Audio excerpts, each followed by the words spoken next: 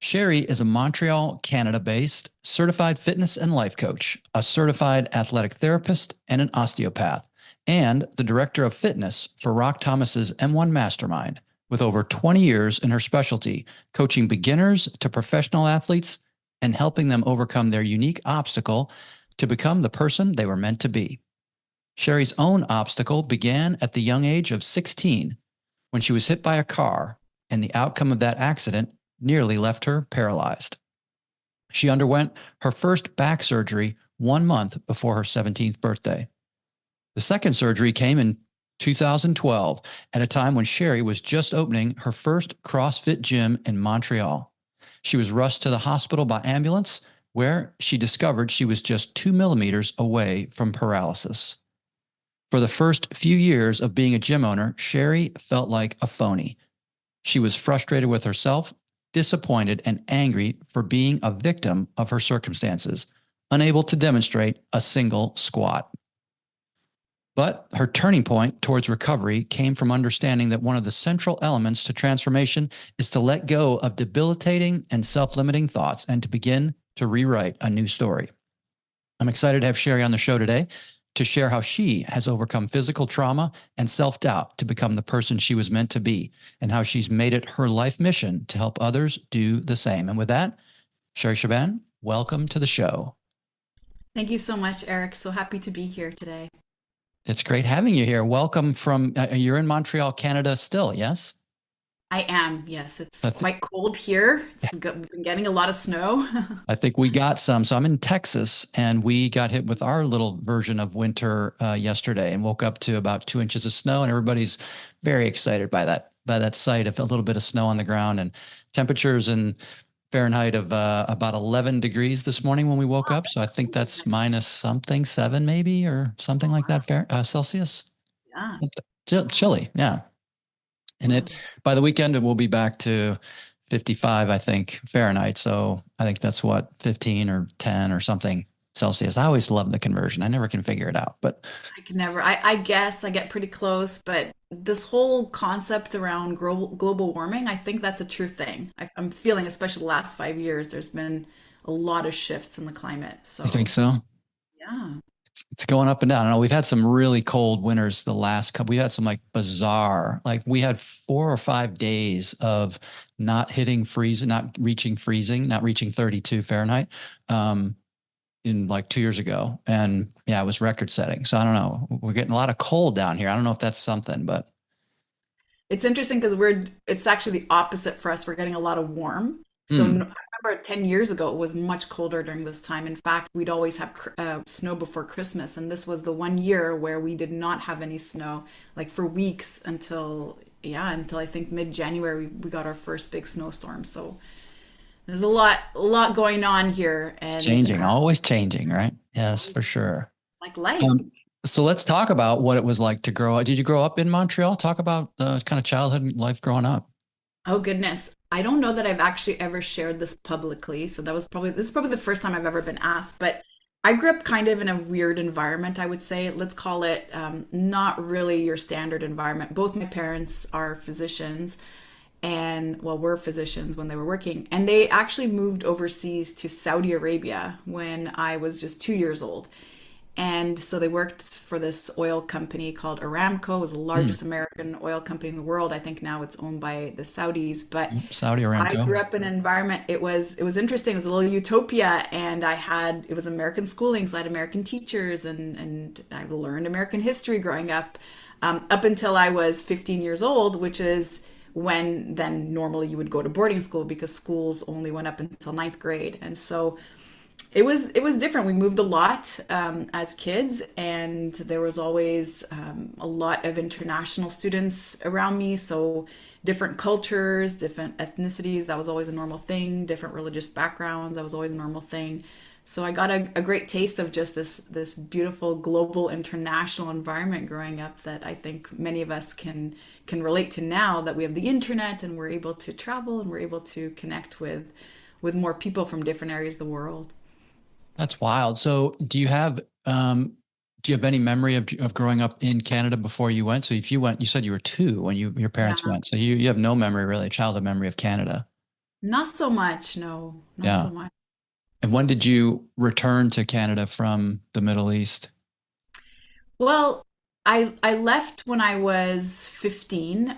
That's when I went to boarding school. I went to high school in Europe actually, and Okay. then after that I moved back to Montreal.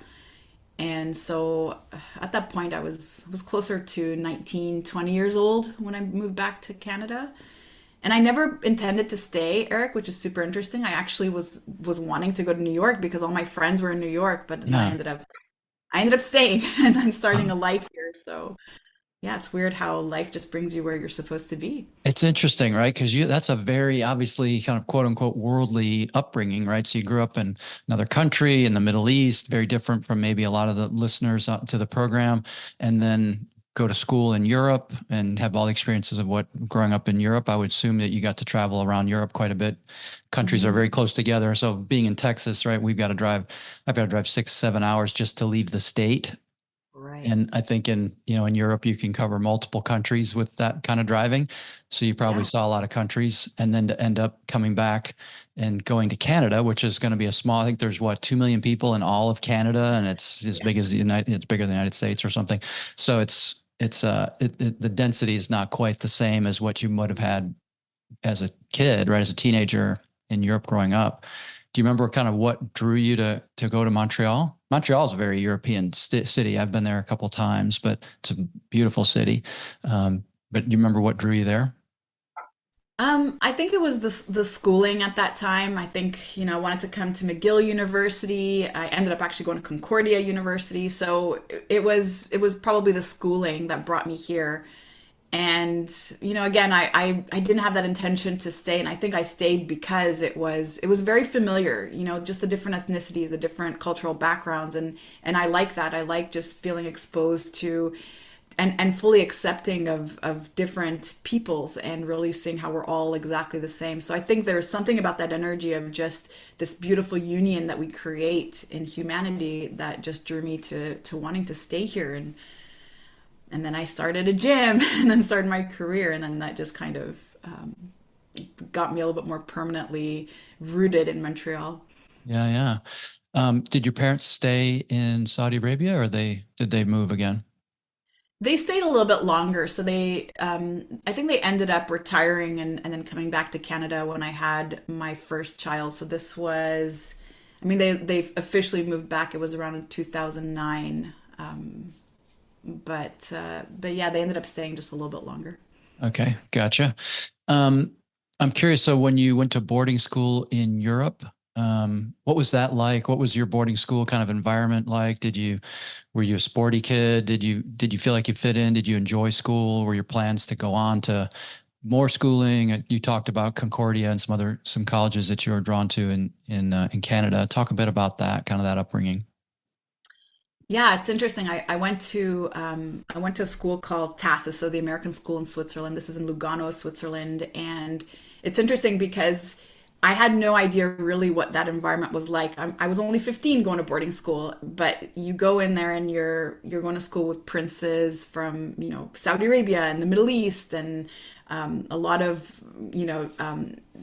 diplomat children, and so Mm, you're in this interesting environment. And of course, my parents, I grew up with both parents being physicians, so you're already kind of growing up with access to anything you possibly want. But then you go to this school, and now your friends and your classmates are all in Armani and Versace and mm, driving Porsches, because in Europe you can own one at 16 years old. So it right. was just a very different environment. It just really kind of opened up my eyes to just a different perspective really on life and just growing up in a very different environment. And of course in Europe the feeling was freedom because I'm 15, I'm in boarding school, I'm on my own.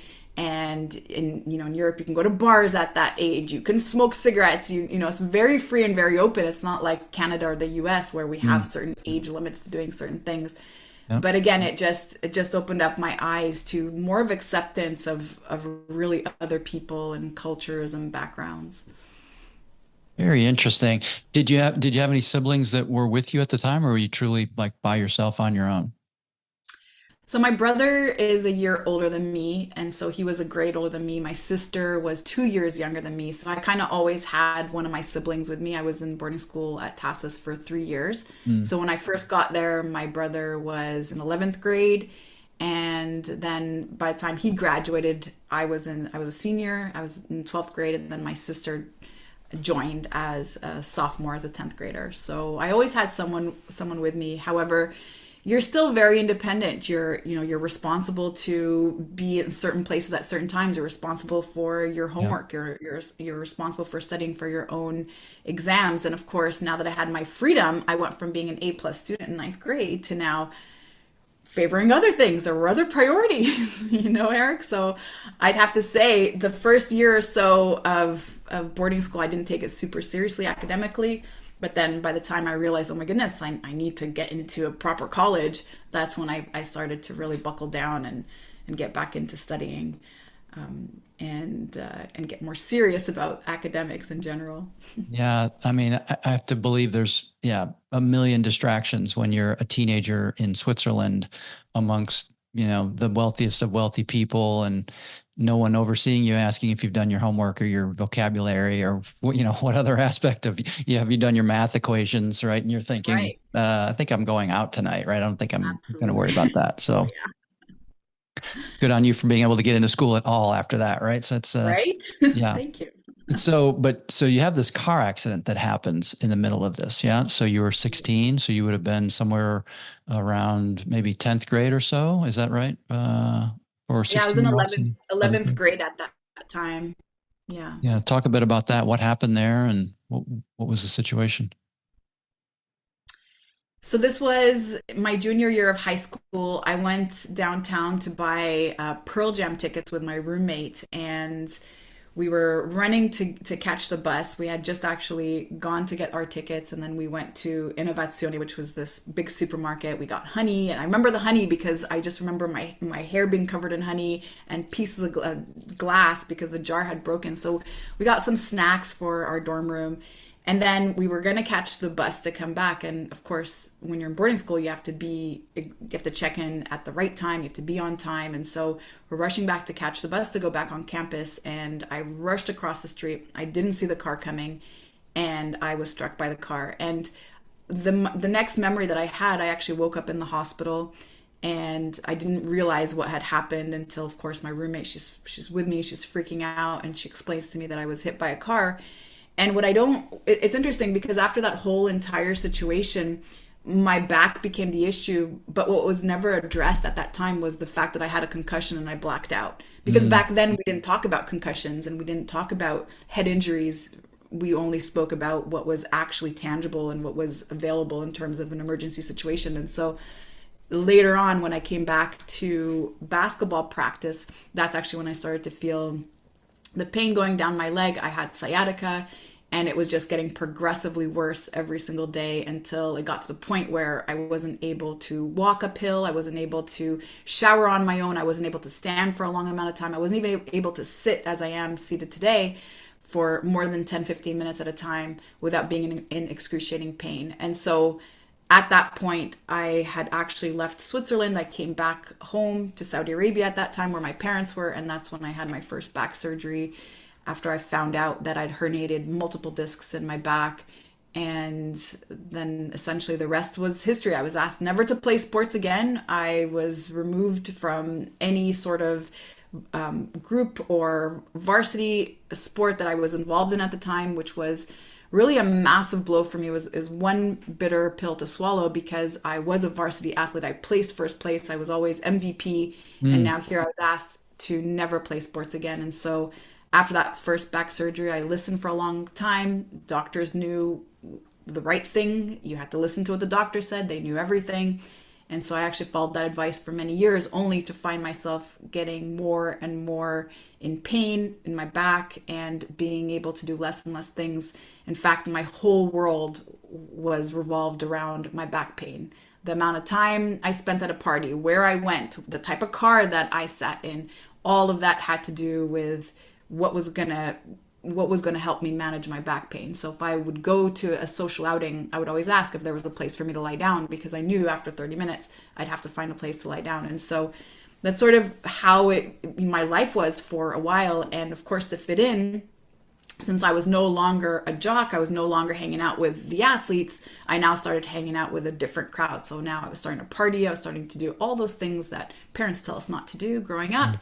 And I just went down that path for a few years until my early 20s, when just woke up one day with this massive epiphany of how this is not me. Nothing that I'm doing is aligning with the vision of my life. I always saw myself as this athlete. I always saw myself as this person who is also supposed to teach people. I just knew that I had this gift of teaching in me. And I just saw myself living this life that just was so not resonating with that vision of myself. And that was the point where I decided to sign up at a gym for the very first time and to just take on fitness. This was actually the first time in my life that I had not been involved in some sort of team sport or some sort of sport or activity in general. This was now me with my own accountability, showing up, really learning my body, learning movement, learning biomechanics, and learning how to navigate through just listening to the cues that my body was giving me. And eventually I was able to come off of pain medication. And it was at that point, Eric, where I decided to change career paths. I was studying biochemistry at the time, and I decided to go into exercise science and study everything I possibly could about the human body and injury rehabilitation. Wow. So, a bunch of questions kind of come out for me there. One is, so when you got hit by the car, did you go up like over the windshield? Did it kind of, what was the kind of the way that it impacted you? So I picture you running across the street, car comes through the intersection, hits you. Does it kind of knock you up in the air? Do you know kind of what happens there? And then you hit your head apparently, obviously somewhere along the way, either against the car, against the ground. I feel like I hit my head against the ground because I had major abrasions on my face. I feel like I scraped something. I don't exactly recall what happened, but what my roommate told me was that I was actually lodged from where the car hit me all the way onto the sidewalk on the other Mm. side. So I think that was the impact. However, I don't have memory of exactly what happened at that moment. My first memory was waking up in the hospital. Were you actually unconscious, or you just don't have memory of it? Or were you conscious but don't remember? Do you know? Like, you I remember think what I your was roommate said? unconscious. Okay. I think I was unconscious because I remember waking up. Yeah. Um, could it have been memory loss? Possibly. And again, this is where now the importance of diagnosing concussions is so important, because had this happened today, there would have been a lot more testing and diagnosis of even memory loss, Yep. um, right, compared to the way that they actually perceive concussions in the past. Yeah, for sure. For sure.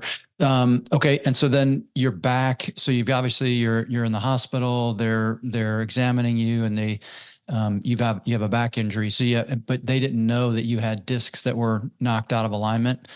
And when they send you home, is there like, okay, you need to have surgery, or there's no talk about surgery. It's just pain meds and rehab, and that's it. Yeah, really great question actually.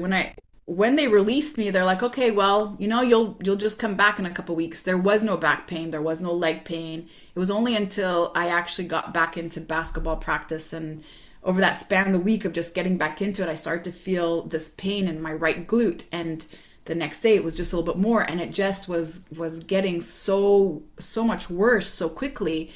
And all of a sudden it was now going down my leg. It was like shooting Mm, pain, so excruciating, yeah. and just every day getting progressively and progressively worse. And so I think at the time when the accident happened and they released me from the hospital that initial time, I don't think they had understood the extent of the damage.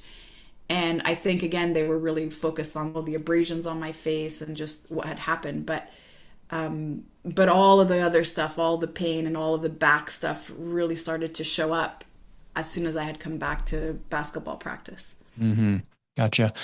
And so that description of like pain radiating down the legs, that's often like a disc injury, right? That's basically the jelly. It's in the center of the disc is kind of pressing out through the vertebrae, through the actual hard part of the disc, and causing that pain down the legs. Yeah. Is that Yeah. Yeah, accurate? Yeah. absolutely. Yeah, absolutely. Yep. And so then, do they, I know in the intro we talked about your first surgery before was shortly before your 17th birthday. So was that a spinal fusion of some sort, or what was going on with that surgery? I'm so grateful I never had a spinal fusion. I did have a Mhm. partial laminectomy though. So that's when they remove a piece of the lamina. So you have your transverse processes on your vertebra, you have your spinal processes, and then there's like a little piece of bone that is right in between the two. And so they had to remove that piece of bone so that it allowed more space for the disc. Yep. And so I'm again grateful that it didn't turn into fusion, but of course there's still instability with any surgery that we have, with any sort of procedure such as back surgery or any type Yep. of surgery in general. There's always damage to the tissue at that level. Yeah. I know I've known more than a few people to have back surgeries and they almost never go well, right? Because there's so much complexity in the back. There's so much going on with nerves and you've got muscle and so much very delicate areas that can then present as different sorts of pain. And it's often, oh, I've got back pain, so I'm gonna have the surgery and it's gonna make it better. And it almost, and again, my few handful of friend instances, it never does, right? And it's almost always results in a follow-on surgery that also typically doesn't make it all the way better. And I'm always this person that's there recommending do everything you can physically before you let somebody open your back up and start fusing things or creating, um, appliances and or mechanical corrections to what's going on back there, whether it's losing weight, because often I've friends would say, oh, I've got this back pain and numbness, but they're 35, 40 pounds overweight, and it's like, man, you will help yourself so much if you'll just lose some weight, right, or whatever, do some physical things first. It's just such a challenging thing. And then when I think about a young person, right, you're 16, almost 17 years old, your body's still growing, all these things still happening, to have a surgery like that had to be very, very challenging. Um, so talk, I guess, about the kind of post surgery, what's happening, how are things in, because I know in part of your story, you talked about, you got away from athletics because it was like no more athletics, right? And you needed to lay down because you couldn't stand or sit for a long period of time. That's it had to be really mentally challenging too for a young person, right? Thinking this is my lot in life, right? This is what I have now, right? And so talk a bit about that, kind of the post-operative, and then what was happening, and then leading up to you then starting to lean into fitness again, coming back to fitness. Yeah.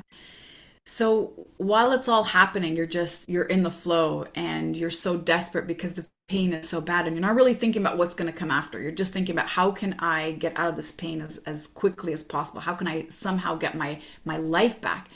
But then afterwards, when you realize, okay, now that my life is back, what is my life? Like who am I? I'm Sherry the athlete. That's how I've always known myself. Even growing up in elementary school, that's just how everybody always knew me and I was always competing against the boys Mm, and then all of a sudden now you realize there's this loss of identity. And that I think, Eric, is the hardest and the scariest thing for all of us is when suddenly we everything that we've thought we were is no longer there, and it happens so quickly. It happens in an instant. And so you always hear stories about people suddenly having a big accident or having a stroke or suddenly becoming debilitated in some way where now their whole entire life has to change.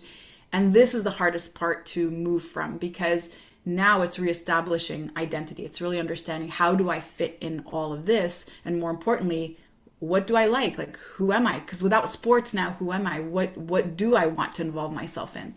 And because I think I was always kind of good in science and chemistry and things like that came natural to me, I just followed into that, not really thinking about whether or not I was actually passionate about it. And so again, because we have this high need for connection as humans, love and connection is one of our human needs. Of course, we were wanting to connect in some way. In the past, it used to be through sports and athleticism that I was connecting with others and I was connecting with myself and I was connecting with my highest self and what I was able to do. But now I had to find new and different challenging things. And so where I found connection was now in a social environment where I got significance or I got a connection from others through influence. And mm, some of that looked like partying, and some of that looked like, again, vices that normally were not aligned with who I was or who I saw mm, myself as. So just just that feeling of loss, I would say, because there is that element of mourning that we actually have to go through, and we don't realize this. Once our identity is stripped from us, there is this part of us that has also passed on. And so now we're needing to reestablish maybe a new identity, a new way that we can see ourselves. And more importantly, how can we see ourselves as not being a victim of something that's happened? And how can we actually take a story and realize that we can write the story? We can write the ending of the story. In fact, we can continue to add to it in a way that aligns with us. And that in itself is incredibly empowering. And so there was definitely a phase where I felt very lost and disconnected with self. And that's actually what brought me back to the gym, was realizing I love activity. I love movement. I love physically challenging my body. How can I do that in a way that respects where I am right now, and then fall in love with it without it needing to look a certain way? And so removing competition from fitness was actually very hard for me, because I always competed. When I was Mm. younger, I competed in swimming, I competed in varsity, whatever, anything that I could possibly get involved in, I had to compete. And so being able to actually compete with myself and have me being my own opponent was the only way that I could actually continue to show up for myself in that way and get excited about it and get inspired about my journey. And so all this to say is, when we are in that place where we're needing to make a massive shift in our life because of circumstances that are outside of our control, the first and greatest thing that is lost is identity. And to find identity, really getting into that true self. Who am I really? And what actually lights me up? Why am I here? What is my purpose? What is that highest mission and version of myself that I'm meant to express in this lifetime? That's the hardest part to come back to. But also the moment we realize that we are not all these things. I'm not all the things that are outside of me. I'm not all the things that have happened in my life. I'm not a mom because I'm just a mom, and I'm not a coach or an athlete because I'm just an athlete. I'm actually something deeper than that, and I am self. I am, right? And we always talk about this in spirituality. Who are you? You are just who you are in this very moment, without anything else outside yourself. And so for us to really empower ourselves to get excited and re-inspired about life, it's really reconnecting with what is that greatest purpose and that greatest mission and vision that we had in our lives, and really learning how that can actually look any way we want it to, if we know and believe that we can actually write our own story. Yeah, and that what you just described there is so like that, connecting with a higher purpose and with your purpose, like your divine purpose, the reason you were kind of created, the reason you're put on the earth, right? What are we here to do? I think so many people are struggling with that, trying to figure that out. At least in my experience, that is true, right? The people grapple with that, especially when there's been an interruption in what they thought was their path, right? So for you, it might have been that injury that took you out of where you thought you were, and now you're kind of in this drifting moment of like, what does it mean if I don't have athletics, right? And I've seen people go through this when they've come through, a divorce or a death or a loss of a job or a career that they thought was going to be their thing, and it ended up not happening. It is the thing I think that as humans we grapple with. We want to be connected with that higher sense of purpose, right? Like there's got to be something more than the thing that I thought it was, or this thing that I'm kind of in this vacuum around right now, and trying to get my arms around it. So, all right. So what's interesting, so you're an athlete, super athletic. The injury takes you away from that. You go through this period of kind of trying to figure things out and losing your identity a bit, and then you come back to athletics. But it's different now, right? You're not in team sports, you're not competing, you're more sort of self-motivating, going to the gym. Was it CrossFit right away, or was it other forms of kind of exercise and or working out? You might be called working out, but what was it that you initially came back to? I think we would call that bodybuilding, Okay. and it was, just your generic sort of, chest and triceps one day and back and biceps another day. And that's how it started. It was a beautiful reintroduction. In fact, I think there's so much to learn there, but it did end up becoming CrossFit, because I think again it was that little competitive nature that Yeah. really drove me to CrossFit. And now when we talk about competition, of course it's self-competition, and that's also the beautiful thing about CrossFit, is that you're always able to compete with yourself. You're able to compete with who you were yesterday and continue to improve upon that. Yeah, yeah, for sure.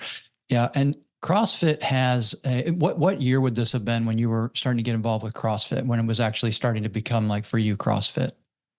This was probably in 2010, Okay. around And yeah. CrossFit really had, I think, had its initial in the States, which I think was kind of a Southern California thing, was where it started, if I'm not mistaken, maybe Mhm. in the early 2004, 5, Yes. 6-ish range. And Yeah. then I know I've got a lot of friends actually in Canada that are involved with CrossFit. And so it seems like it, I don't know if it just kind of expanded across, North America, or how it kind of got to Canada, or how quickly, but it would seem like that was sort of the early days of CrossFit that you were Yes. involved with it. Yeah, absolutely. Even when I opened my first CrossFit gym, CrossFit Westmount, I was the third gym in Montreal to open, the third CrossFit gym. And then really within 3 years, there was like a gazillion gyms opening up every single year. So definitely it was something new that had come to Canada. Yeah. And then of course you start to see the influence of, other gyms and other training studios taking on a lot of the same values that CrossFit also shares and teaches people. Yeah, I think CrossFit has a bit of a, I don't know, it's got this reputation that goes with it, right? People typically, when they hear the word CrossFit, they think they have an opinion, right? Good or bad, or love it or hate it, or something. And from my perspective, I'm athletic and I do a lot of working out, a lot of endurance sports, love to just exercise the body. My perspective on CrossFit is it's one of the more difficult things you can do. Like, so I was a triathlete earlier in my, maybe a decade or so ago. And I love the fact that it was very well rounded, right? So you always doing different things. And never felt, I think, in as good a shape as when I was competing at triathlon, just because you're so balanced. I've run, done a lot of distance running, but I feel like you can almost get sort of out of balance when you're a really fit distance runner. You're sort of out of balance almost by need. Whereas triathlon, not so. And I think CrossFit also, it's very well rounded, right? So you're getting all sorts of things. You're getting some amount of cardio endurance by the virtue of you're working at a very high heart rate for some period of Mhm. time. You're working very all sorts of muscle groups. And so really good. I think where the negative stigma comes in is that people just are like, they go off the deep end with competing and, you know, what's the watt of the day? And I'm just going to throw up in this trash can and I'm Right. going to break my body into smithereens in order to kind of show that I'm worthy of this, Right. CrossFit. And if I'm not, then I'm somehow less. And so it can kind of, I think, which maybe it's just human nature, right? To take things to an extreme, especially in athletic, endeavor, that people are competitive, and they're looking for ways to compete and show themselves on a scoreboard, right? Where do I stack up? Right. But what was your sort of experience with CrossFit in those early days? Do you find it was good, supportive? And maybe it's different from gym to gym, but did you find it was good, supportive environment for kind of what you were doing, getting back into athletics? Was it too addictive?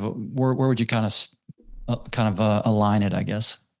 Oh, so good. Well, I think sport in general is very addictive.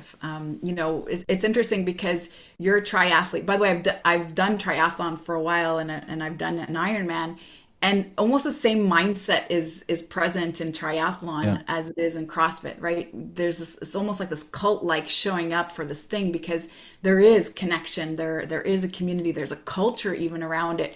And so I'll say just like any other sport, I truly believe that we get injured when our ego gets in the way. And my background, I'm an osteopath, I'm a certified athletic therapist, and I'll say I have treated more endurance athletes, especially in cycling and in running, than I Yeah. ever have treated CrossFit athletes. And it's exactly what you said, Eric. It's just very well rounded, and it always also depends on the gym. And I always used to say this to anybody who wanted to come do a free trial at my gym. They would ask me, well, why should I come to your gym, or why should I join your gym? And I would always say to them the same thing. Well, I don't want to convince you to join my gym. Actually, what you should do is try out my gym and try a few other gyms and then see which environment feels right for you, because there are certain environments that you go to where it is all about competition and pushing yourself really hard, and maybe even pushing yourself to that point of injury because that competition was so important. Mm. However, because of my background and because of my back issues, and just even my studies around osteopathy and athletic therapy, injury prevention was my number one mandate. I wanted everyone to come in to train to get fit, to get all the results that they wanted, and more importantly, to be able to do this every single day for the rest of their life. My goal is not just to be in my best shape in my 20s or my 30s because I'm injury free and then basically set myself up to not be able to continue because I pushed my body too hard or abused my body in some ways. And so that was the culture that we had in our gym. If you were looking to compete at a very high level in CrossFit, my gym would not have been a match for you. So my gym was really geared to the moms that came in with, their car seats, and the people in their 50s and 60s, and the people who had MS who wanted to work with somebody who could hold space for them in that place. I had amputees at my gym. And so that's just the culture that I wanted to create in my gym and essentially in all of my practice and my teachings. And so when I first joined CrossFit, it really was this intelligent way to train. And the reason why I say this is because, again, I had come from a background where I go to the gym for 2 hours. I'm going to do cardio for about an hour. It's either going to be on the bike or it's going to be on the treadmill. And then I'm going to do my weights, and I'm going to do that 5 days a week.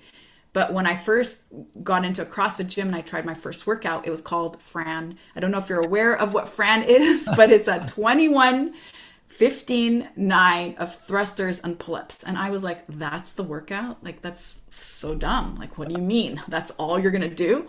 Right. And then Eric, halfway in my 21 reps, I was like, oh, I get it. Yeah. And so it is hard, but it is relatively hard. It's relatively challenging to the person. And although they say CrossFit is high intensity, again, it's relative to the person.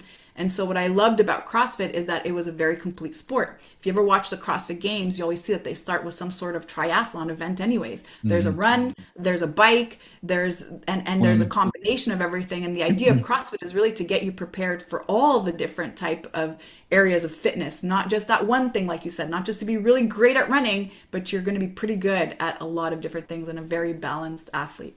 Yeah. I love that. I mean, because as you're describing your gym, you're really kind of describing it as an outpouring of you, right? So you're having to figure out how to use fitness and exercise in your new world around dealing with an injury that we're going to talk about in a second was still not gone, right? You obviously have another surgery that happens. But now you've got people coming to you that have some amount of a mental block that they have to overcome, right? I'm a person with MS, or I'm a mom, or I'm this, and I've got, I wasn't the person I used to be before I had kids, or I wasn't the person I, was before I had an injury. And your gym is really designed to help them through that new kind of discovery of who they are. Talk about, because I know mindset and mental visualization of who, and kind of reframing of you and your story becomes part of, kind of very much part of your story and who you are and how you kind of work with people. So talk a bit about that as you're putting your gym together, the importance of that mindset component and what you would see in people coming through those doors and then how they would transform. Yeah. Well, when I first opened my gym. Pardon the interruption, everyone. Do you ever feel like you're out of alignment with your true gifts, your passion, and your purpose for being on this earth? Do you feel like you're grinding it out each week with the appearance of success and still asking, is this it? If so, I get it. I've been right where you're at. And once I figured it out for myself, it's why I started coaching. Now I help my clients get back into alignment with their authentic self. I help them find meaning, purpose, joy, and energy in each day. Check out my website at ericsardina.com to learn more and to schedule a free 15-minute strategy session. And now, back to the show. My mindset was not there myself, and I was very much a victim of everything that had happened.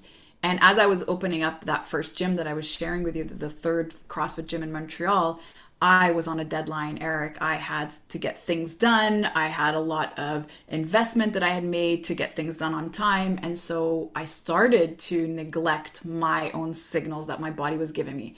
My back was starting to hurt. I was starting to get shooting pain down my leg again, but I had a deadline. And so I went in every day and I carried the heavy boxes and I sanded the plyometric boxes and I painted the walls. And then the week actually that we were opening, I ended up collapsing on the floor after sanding a plyometric box. As soon as I was done, I stood up and I collapsed on the floor. And that was when I was rushed by ambulance to the hospital. and had my second back surgery. And that's when I heard that I was 2 millimeters away from paralysis. And honestly, not surprised, because I knew it was coming.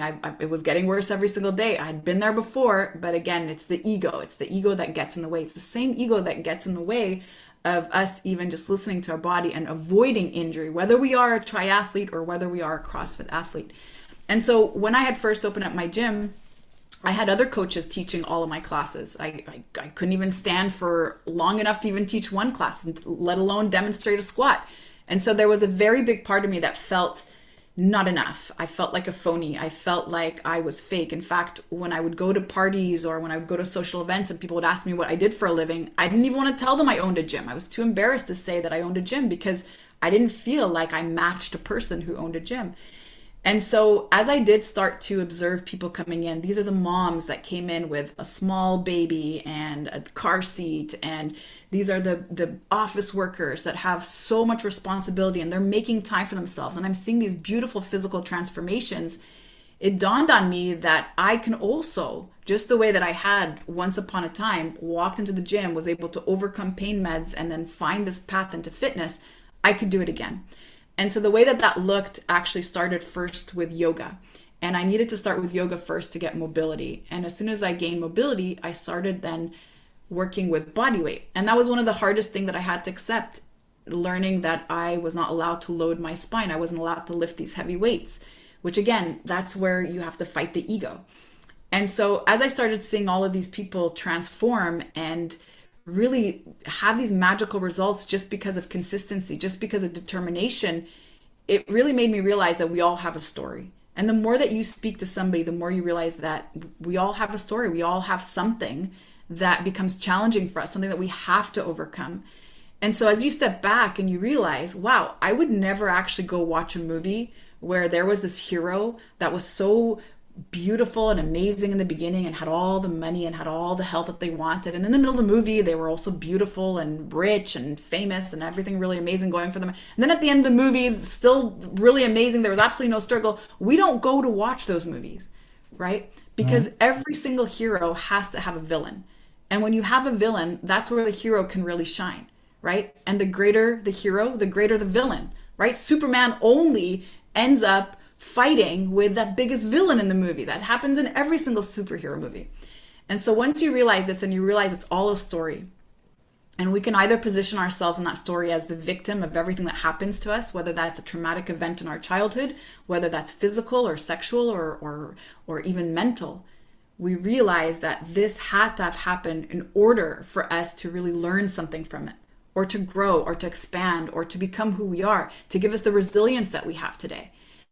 And so as we start to empower ourselves, understanding that things didn't happen to us, they actually happened for us, that's where really we realize that this story can be written in any way. And when I started to share my story, Eric, that's when I actually started to impact people. It wasn't opening the gyms. It wasn't because I had a six-pack. It wasn't because I was so fit that was inspiring. What was inspiring was people learning that I was near paralysis, people learning that I've had 2 back surgeries, people learning that I had to come back and I had to build up from 2 babies and 2 back surgeries and constant injuries that happen. That's inspiring because that's relatable. And when that's relatable, there's a connection, and the connection is real and the connection is possible. And that's what everybody wants to know. We go watch these movies because we want to know what happens in the end. And so when we can look at our entire life as a story that we can write, we can either decide we're going to be the victim of the things that happen to us and think that life is just happening to us all the time and we have no control to change over anything, then we're right. But if we realize that things happen for us and there's a greater purpose to all that, and what is it for? How can I actually impact people? Because I believe we're all here for that exact same purpose. We are all here to better mankind in some way. We're all here to help evolve each other and expand each other in some way.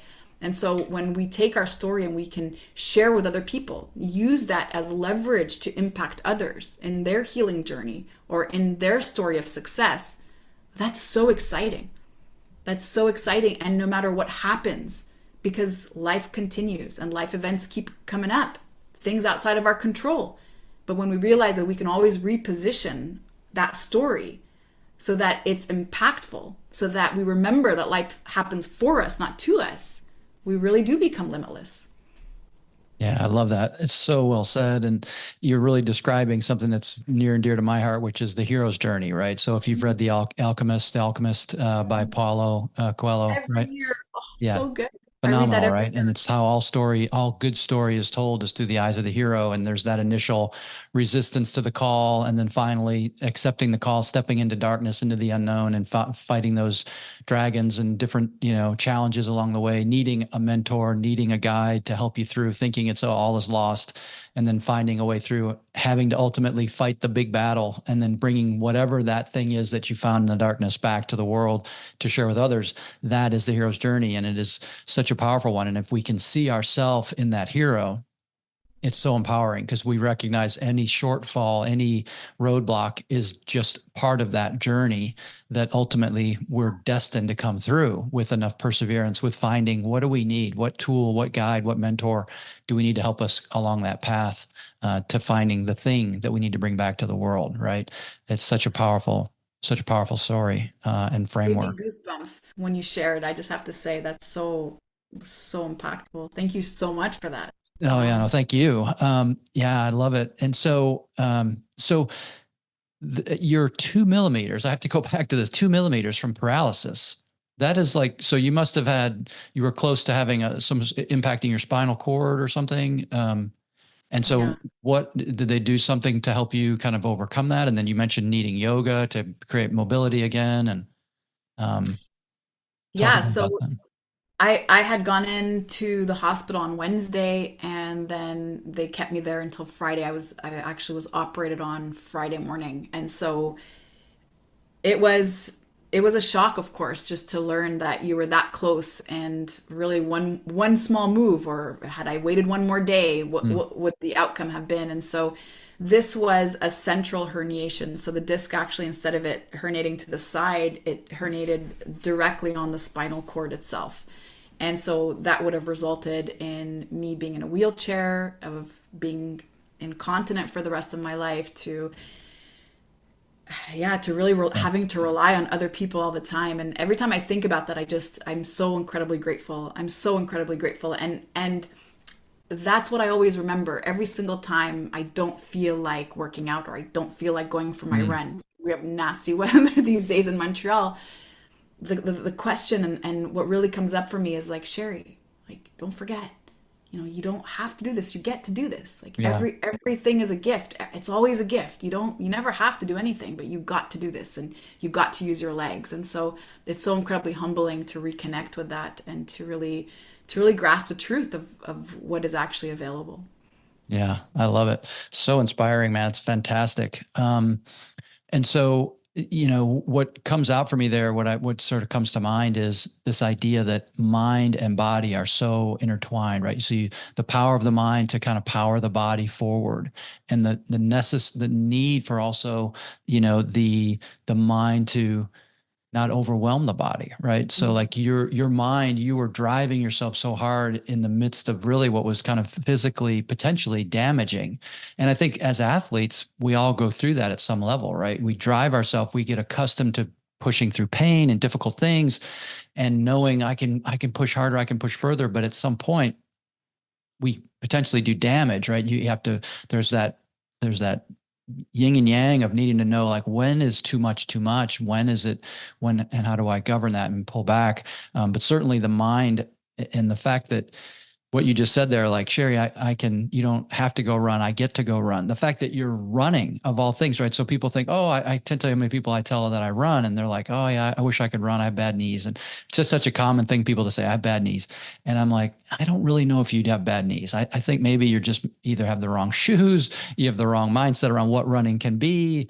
And you're willing to sort of just write it off and not try.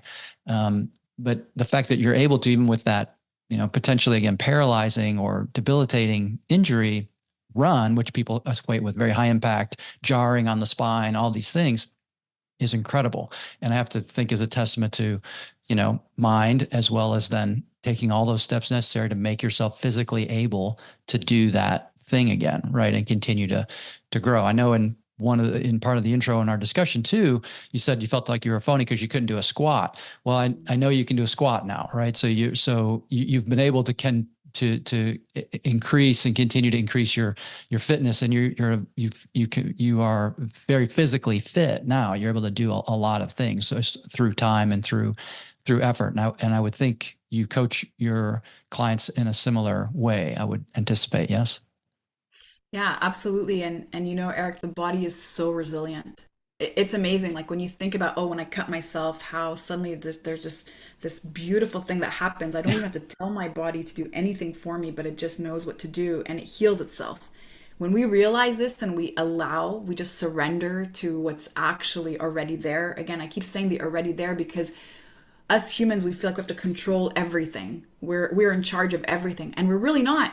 We're really in charge of the reaction to things that already happen outside of us. And so when you allow your body, that person who, for example, was told you have bad knees, you shouldn't run, you have bad hips, you shouldn't run, you have a labrum tear, you shouldn't run, you have a bad back, you shouldn't run. If we actually connect with the messaging that our body gives us, that is the best clue to do anything. It is the best clue towards what we're supposed to eat, what we should be putting in our body, to how we're supposed to be moving. And so the moment that you connect with this higher intelligence, this intuitive capacity that we already have, you're going to know all the answers.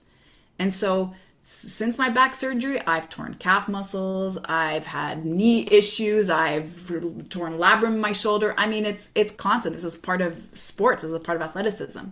But there's always a way. And the mind plays a very powerful component, but the other part that we oftentimes forget is that body's innate capacity to heal itself and that highest form of intelligence that's already there and available for us. Now, if you unite the two, you marry the two with that strong mindset and you surrender to what the body can do, again, you become limitless. Yeah, I love it. So I got to nerd out on a few things that I know you have deep knowledge in. And so, but before we jump into some things around nutrition and intermittent fasting and some questions I've got there for you, talk a bit about, because I don't really have any knowledge of you said part of your professional background is you're director of fitness for Rock Thomas's M1 Mastermind. What exactly is that? And tell me a bit about what that mastermind is. So this is a whole life fulfillionaire mastermind. I joined this actually in 2018. I was in a very interesting place in my life where I had a lot of ideas. I knew that I don't even want to say passionate, I'm going to say the word obsessed. I was very obsessed around what I did and didn't have the social support to really be able to express that and expand that. And so I joined M1, which stands for March to Your Million, but it's not just about money. It's really about your being fulfilled in the different areas of your life. So we honor relationships, we honor life and adventure, we of course honor our career and finances and our families, and even contribution and giving back to the tribe itself, and also to greater good and a greater cause. And so being able to really be in that space helped me unleash all of the limiting beliefs. Oftentimes we are told what we can and cannot do. We are limited by what others have told us, what is possible for us. But being in that environment, really shedding all those limiting beliefs, all those blocks, has allowed me to really connect with that version of myself that allows me to create all the things. And so that's where I released all of those self-sabotaging thoughts that I couldn't do certain things. So I was able to have the courage to venture and be curious around all the little projects I had and the ideas and visions I had around some of the things I wanted to create. And so from being in that environment, I launched my own groups. I've created my own programs. I've launched my podcast and my YouTube channel. And so it just continues to give you that space where you can connect with people who will always push you to be your highest version. Normally, when we are in our normal environment or our peer group, sometimes we notice we hold back. Maybe amazing things happen in our lives, but we don't oftentimes share because either people don't understand or they may not really be supportive of that. But being in the space, allowing yourself to just congratulate yourself for very small wins, to just be yourself in the way that you are without having to need to be anything more, again, was just that push. And so when I joined the group, this was in 2018, maybe a month or two in, I was already coaching and supporting. And so I help people in M1 focus on that particular garden, which is the health and fitness garden. And it's so incredibly fulfilling just to see people creating this balance around not just finances, but also their health and their relationships and fun and adventure. Love it. Fantastic. All right. So let's talk about a couple of health and nutrition type of things, if you don't mind. Sure. Talk about your nutrition philosophy, kind of what because there's so many different programs out there, keto and vegan and paleo. And I'm really, well, I don't want to bias you. So tell me a bit about what your sort of philosophy is around nutrition, what your thoughts are there. Had we had this conversation maybe 5 years ago, I would have probably told you something like paleo is the way to go, or being vegan is the way to go, because I did all those things. And so what I noticed, and especially when I got into the health and fitness space in my early 20s, when I first started to get into the gym, is that there are so many diets out there, as we all know. Every single diet is backed by science, as we also know. Every single person also thinks that that's the right way to eat. So no matter what source you're going to read or you're going to look up, you're going to get really confused, because we should not be eating grains. But then here it says we should only be eating whole grains. And then here it says we should not be eating fats. And then here it says, yeah, we actually should be eating a very high fat diet. And so there's all of this confusing information. And if you actually take a step back and you look at anybody who's been on a weight loss journey for the majority of their lives, not only can they write a bazillion diet books, but they're also more overweight and unhealthy than ever before, because they're so incredibly confused. And they have also built a very harmful relationship with food. In fact, their relationship with food is based on fear, worry, doubt, a lot of self-judgment. And so my perspective around diet today is I'm anti-diet. I've been anti-diet, and I've been teaching anti-diet for many, many years now, and even right before COVID. And so what that actually means, being anti-diet, is allowing ourselves to start to listen to the intuitive clues in the body.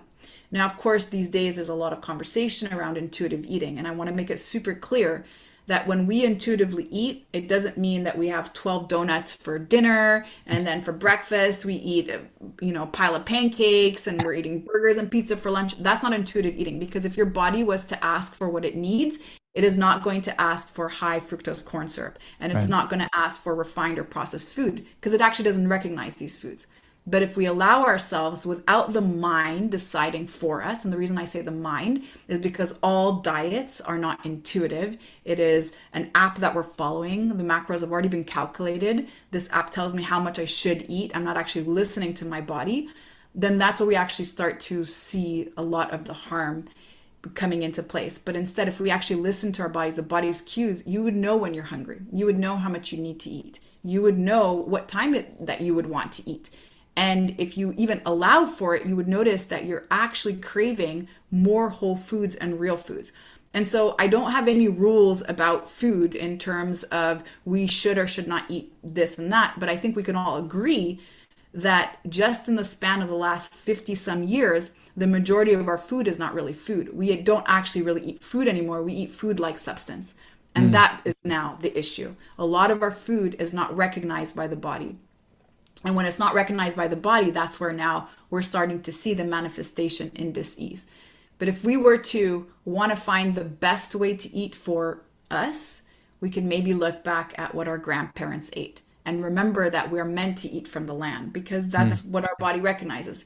Now, do I eat cake? Yes, of course I eat cake. I want to say that I'm a fitness freak who eats cake, because I'm never going to stop eating cake. However, I eat cake when I feel like eating cake. It's not because I'm having a cheat day or a cheat meal or a cheat treat or any of those words that diet industry has created. It's really because it was a birthday and I felt like having a piece of cake.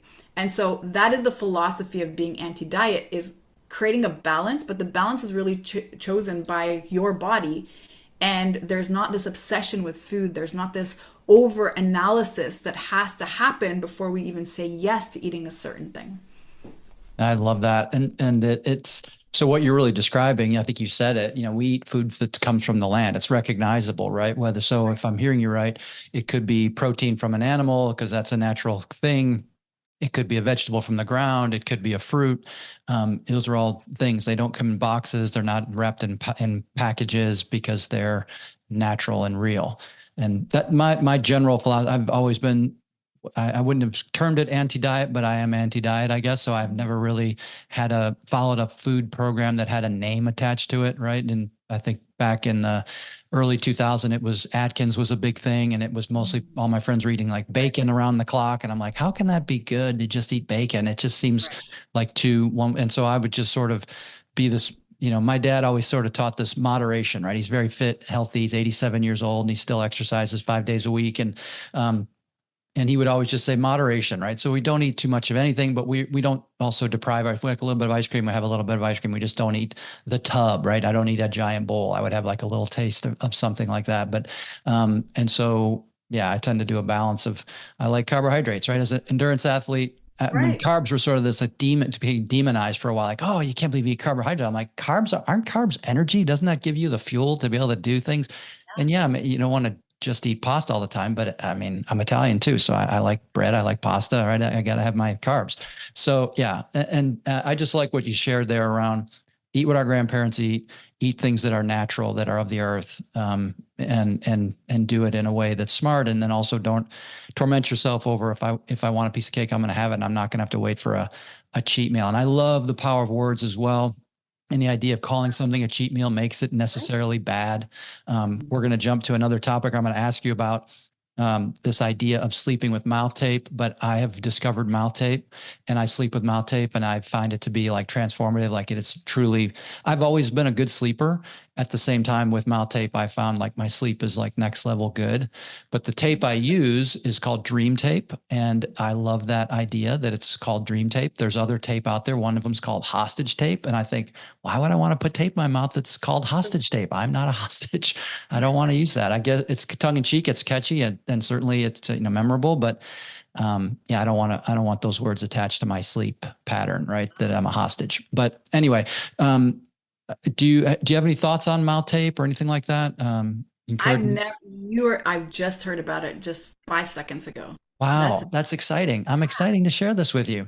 Yeah. Yeah. So where this came from for me was I became aware of breath work a couple of years ago and the importance of breathing, nasal breathing, especially. So I try to nasal breathe all day long. And when I work out, I try to nasal breathe for as long as I can until I start to need more oxygen and have to breathe through my mouth. I recognize that it calms me down, right? So that parasympathetic engagement of my central nervous system by breathing through my sinuses and nasal breathing. And then I heard people talk about doing that at night.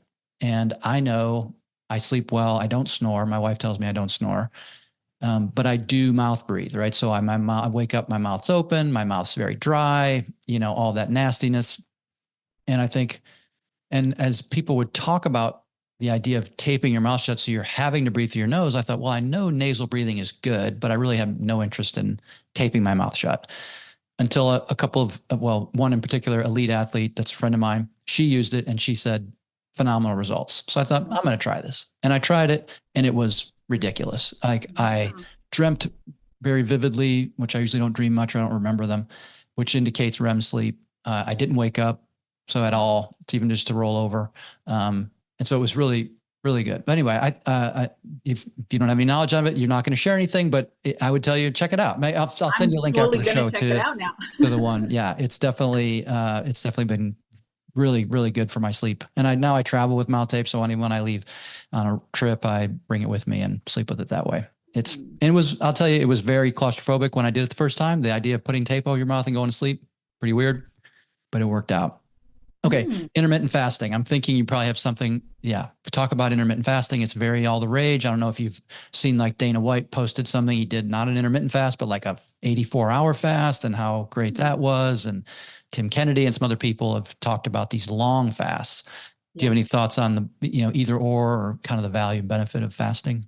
Yeah. Intermittent fasting. It's interesting that there's a term for it, because this is something that we're naturally supposed to do. And I don't like to say we're supposed to and not supposed to. I don't want to use that language so much, but if you think about it, the way that we've evolved, we didn't always have access to food available for us at all times. So even when you think about, let's say, fruit, right now I live in Canada. and it is January as we're recording, and I can go to the grocery store and I can get strawberries and blueberries. That's actually very unnatural when we think about that, because that is going to be a summer fruit. And how is it available all year long? So the fact that we have access to food all day long also has allowed us to consume food all day long. And just coming back to what you were saying about the nervous system, there is a certain time that the nervous system and the body needs to rest and digest and heal itself. But when we're always eating and we're always using up so much energy to digest food and to break down food, then we don't also have that capacity or that energy available to heal. And so by stopping to eat, and intermittent fasting, by the way, I want to just quickly insert here, it's not a diet, it's an eating pattern where you allow your body to rest at certain times, where you can upregulate certain things and benefits in the body, such as autophagy. Autophagy is a process where there are certain functions in the immune system that allow to remove debris or any sort of threat that is available in the body, but that can only happen when we are not digesting. And so what I like to look at intermittent fasting as, it's actually a health protocol, first and foremost. The side effect of that is releasing weight if we have weight to release. And so when we are intermittent fasting, we are allowing the body to focus on the immune system, to focus on the enzymes that need to be balanced, the hormones that need to be balanced, all the healing that needs to be balanced. And so when we allow for that, we also are allowing for optimization in overall health. And now the other thing that happens too when we're intermittent fasting is we're getting the body to rely on stored energy as fuel. Whereas when we're always continuously eating, the body is getting used to having carbohydrates or glucose as its primary fuel source, which is really great in certain conditions, like endurance events, for example, where you're needing to refuel. However, we're actually adaptable. So we're metabolically flexible. We're adaptable to be able to use different types of energy sources when there is, for example, glycogen not available. So in the absence of glycogen, I should be able to fall on my fat stores as fuel. And again, this could also be very beneficial in endurance sports when we know how to balance the fuel. And so all this to say is, Eric, I absolutely do believe in intermittent fasting. It is a very powerful protocol. And the most, let's say it this way, 12 hours would be the minimum window that we could actually see the benefit of intermittent fasting. So that's not challenging to do. That's 6 a.m. first meal, 6 p.m. last meal. We give ourselves 12 hours to rest, to heal, to digest any extra leftover nutrients that we've put in the body, allow the body to do that. And then we also start to see an improvement in sleep quality when we're doing intermittent fasting. We start to actually see an improvement in performance when we're doing intermittent fasting, simply again because we are alleviating a lot of that energy that the body was naturally using to digest all the time.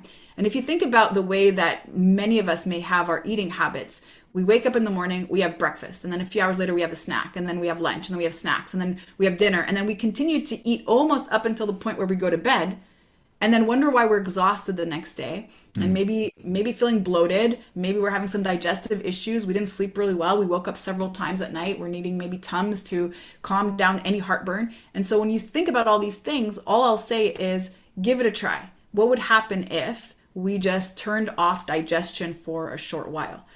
And that's kind of talking about intermittent fasting on a day-to-day basis. However, long fasts are also beneficial. I would personally say 72 hours would be maybe the max to go, depending, of course, on why you want to fast. There are many other reasons to fast longer than that. But if you're really looking for just a reset, especially a gut health reset, I would say 72 hours. Because after 72 hours, that's where we start to see a slowdown in metabolism. And this is all in the literature if anybody wanted to explore that. But also 72 hours is the amount of time that it would take the actual gut to regenerate itself. And so I do this a few times a year where I'll just take a break from food. I'll drink fluids the whole entire time for 72 hours, just allowing for maybe just a reset in the body, allowing for full healing. And it's really amazing because once we actually start to free up that energy from digestion, all of a sudden we have better ideas, we have more clarity, and we actually realize we don't need to always eat. We don't constantly need to eat to really get our energy from that place. We have this direct link in our mind that food equals energy. But you know, when you're in love, Eric, right? As soon as you meet someone you're in love, you're like, oh my God, I don't even need to eat. I'm high on life, right? All these Right. exciting things happen and you have so much energy. So it's just that reminder that energy doesn't necessarily come from food. We could even be eating all day long, yet we are not in maybe a good headspace. Maybe we've got a lot of problems in our lives. We're so focused on our problems, and notice how fatigued you feel. So even though you've been eating all day and you're so focused on your problems, you're exhausted. So energy doesn't directly come from food. It actually comes from someplace else. And intermittent fasting helps us connect to that highest level of self where we're not thinking about just food and needing to constantly eat and even distract ourselves with food. Yeah. Super knowledgeable. I love that. The idea that we often are eating just for distraction, right? We're eating for mental entertainment, distraction, habit, convenience. It's there. If it's not there, we don't eat it. I do a few programs where we intentionally kind of food deprive the participants to show them really what their body's capable of and how they're able to still do heavy physical exertion without food or with just very small amount of caloric intake for a period of time. And it's eye-opening, right? It's aware like, man, I didn't realize how stupid I was eating. Like I was just eating junk and putting in food all day long, and I didn't need it. And I thought, oh, I need a snack or I need to have a power bar before I do this thing because no, you don't. You have plenty of calories in your body, right? So I love that. And do you do is it a daily, like, so do you prescribe more? I know you said 12 hours sort of minimum. Do you do more like an 18-hour, or what is your sort of go-to when do you have a go-to when you're doing intermittent fasting? So I really listen to my body. Right now it's 4:20 for me in Montreal. I haven't eaten yet today, and I feel comfortable. There will be other days where I had to eat at 11 because I'm starving, and it really will depend on what I'm doing. Mm, So I don't have a set time. Again, I don't like that rigidity. Diet culture teaches us to be so rigid, and it has yeah. to be this way, and if it's not that way, that means you failed. But I just listen to whatever the body wants that day. So there, again, depending on my activity, I can actually go for a 10K run fasted and I'll be totally fine until dinner time. On other days, I'll do my run and then my body just needs to refuel right after. And so when we take a look at that and again come back to intuitive eating, we're really connecting with what our body is needing in the moment. And it's not always the same. We're not a machine. So some days where if we have a lot of work to do, we're actually using a lot of glucose. That is the favorite energy source for the brain. So Mm, you might notice that you might be more hungry, or maybe you were very active that day, so maybe you're going to need more food, or maybe you were sitting at the computer all day and you didn't move much, so maybe you feel like your fast can go a little bit longer. So my minimum is always I don't want to say 12 hours, but more like I want to stop eating a few hours before bed. For me, that's probably my sort of one ritual that I really want to commit to because it directly affects my sleep. So if I stop eating a few hours before bed, I know I'm going to get a better night's sleep, and then that's going to affect my day, the rest of the day. So it's when it comes to intermittent fasting and setting your window, it's going to be very, very different for each person, especially if they already have a disordered relationship with food. If there's a person who's prone to binge eating and they're recovered binge eating, or they have maybe a bit of feeling of out of control when it comes to food, then we don't want to get them to get to the point where they're so hungry, so famished, because that's mm, just going to trigger a binge. And so something like 12 hours or stopping to eat a few hours before bed would be beneficial for them. Now, a person maybe who is diabetic or a person who's got other conditions that they want to address, we could start to look at maybe a longer window. But what I'll always say when it comes to exercise, training, even eating, we don't really want the body to adapt to this one thing. We always actually want to keep it a little bit more in flow. And so when it comes to intermittent fasting, if you're noticing that you're always doing 18-6, 18-6, 18-6, and you're noticing that it was very beneficial at first, I would even recommend let's change up the window. Don't have the body get used to eating at a certain time. Comes mm. back to that comment that you were saying about snacking. We've actually conditioned our body to think that we need to eat right before we train or that we need to constantly snack all day. This is conditioning. It's like the Pavlov experiment, right? Just the body's just, we've programmed it for that. And so let's get away from the programming and get more into the body. So out of the mind and more into the body and really listen to the cues. And then you'll always have an idea as to where that right window is for you that day. Awesome. All right. So I would be remiss if I didn't ask you this question. If you have just a couple more minutes, because I tend to talk a lot about cold plunging on the show, and I have friends that tease me about that. But I love the cold plunge. It is sort of a stereotype now on social media. People are cold plunging all over, but I've loved it for quite a while. I read Wim Hof's book years ago, and sort of was intrigued by this whole idea of facing the cold. I'm not so much a fan. I think there's a place for his breathing technique, but I'm more of a low and slow and parasympathetic breather than a upregulated breather like Wim is. At the same time, I love the mental challenge, and how I feel coming out of the cold. It's very hard. It never gets easier. Cold showers, cold plunges, they don't get easier for me, but I just love them in terms of the anti-inflammatory, the feeling of accomplishment, the feeling of kind of restarting the heat engine and getting the body warm after you get out, all those things. You're in Montreal, plenty of opportunities to do cold plunges. What are your thoughts? Do you have any perspective on cold? Yeah, it's incredibly beneficial for all of the things that you've just shared. I don't cold plunge myself. I do cold showers though. So I'll do this after I take my shower. I'll turn on the cold for a few minutes, and then I recite this Tony Robbins little thing that I always say every single time. But I'm out in the What is cold all it? the time. Yeah. What's the thing that you say? Oh no, you're gonna make me do it. Now I am the voice. I will lead, not follow. I will create, not destroy. And so I can keep going on, but we'll just come Nice, back. nice. I love it. Um, Appreciate that. I'm gonna have to send that over to you later. But any mantras, right? And one of my favorite mantras, coming back to Tony Robbins, but one of my favorite mantras that I say to go outside in the cold is, "I'm comfortable with being uncomfortable. I'm comfortable with being uncomfortable." And I think that is that feeling of exhilaration that the cold gives us, right? That feeling of accomplishment. Yeah. I actually feel like, oh my goodness, that's life, that's vitality. And doing that cold shower just wakes you up. It just reminds you of how alive you are. And I think that's what's addictive. But I cycle outside in the snow. I run outside in the snow. Yeah, it's so fun. That's why you have to get out of Texas, Eric. Like I you know, gotta man. come to Montreal. That's like the one good thing we have going, right? You're right. Um, but connecting with the cold, it's beautiful. It's allowing ourselves to really realize we're not gonna die, we're not gonna perish because Yeah. of these extreme circumstances, and it's incredibly empowering. But there's so many benefits, of course. It impact on the immune system, reduce inflammation, upregulate a lot of endorphins and other feel-good hormones in the body, and just really help with healing and just even mindset, just mental strength. And I think that's probably the most powerful thing that we get out of allowing ourselves to be curious enough and brave enough to endure something that the mind is telling us might be a bit harmful to us. Yes. Love it. And agree. So super. Yeah. We're definitely singing the same song right there. That's one of my favorite things is the cold, as much as it is a challenge. All right. So what is next for you, Sherry? What are you excited about, and what's kind of on the horizon for you? Oh, so good. So many really exciting things. I launched first and foremost a app on the App Store. It's called Hit Dex. And this actually was born out of all the things that we spoke about today, especially just learning to use your body and your own body weight to really be able to master your strength and your fitness. And then the other program that I'm also really excited about is called Make Peace with Food. We launched this just last September, and we help women overcome unwanted eating behavior, specifically emotional eating, stress eating, binge eating.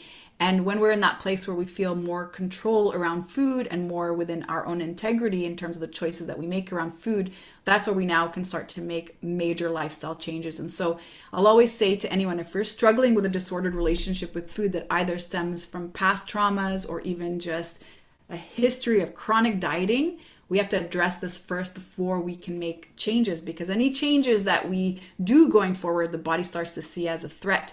And ultimately, what we want to do is shift the nervous system from sympathetic nervous state to parasympathetic, where we can then start to habit stack and bring in all these powerful self-serving habits. Awesome. Super exciting. Love that. Where can people connect with you and find your work and find the things that you're working on? Well, you can go to Instagram. That's a great place, at Sherry Shaban Fitness. All the resources are there. And then to maybe explore a little bit around how to overcome unwanted eating behavior, I have a free download also at makepeacewithfood.com. It is a little workbook. It's got some exercises and some self-reflection practices that we can do there to really start to start to release some of those unwanted eating behaviors.